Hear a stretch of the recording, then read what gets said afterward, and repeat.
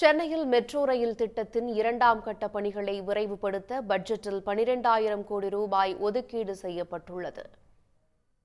Chennai metro rail திட்டத்தின் 2ஆம் கட்ட பணிகள் 63,246 கோடி ரூபாயில் மேற்கொள்ளப்பட்டு வருகிறது.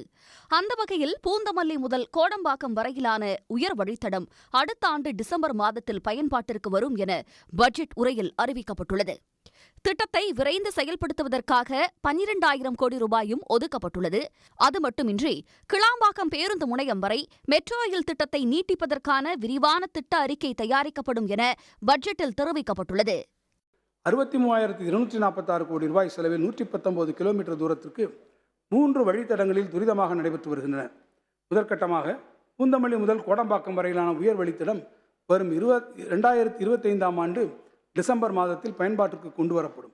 இந்த வரவு செலவு திட்டத்தில் சென்னை மெட்ரோ ரயில் திட்டப் பணிகளுக்காக 12,000 கோடி ரூபாய் நிதி ஒதுக்கீடு செய்யப்பட்டுள்ளது.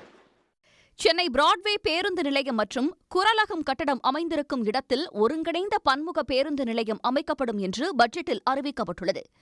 நடப்பு நிதியாண்டில் 3,000 புதிய பேருந்துகள் கொள்முதல் செய்யப்படும் எனவும் பட்ஜெட்டில் கூறப்பட்டுள்ளது.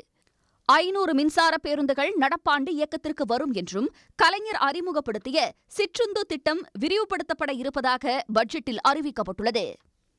உடனுக்குடன் செய்திகளை தெரிந்து கொள்ள சன் நியூஸ் பெல் ஐகானை கிளிக் பண்ணுங்க.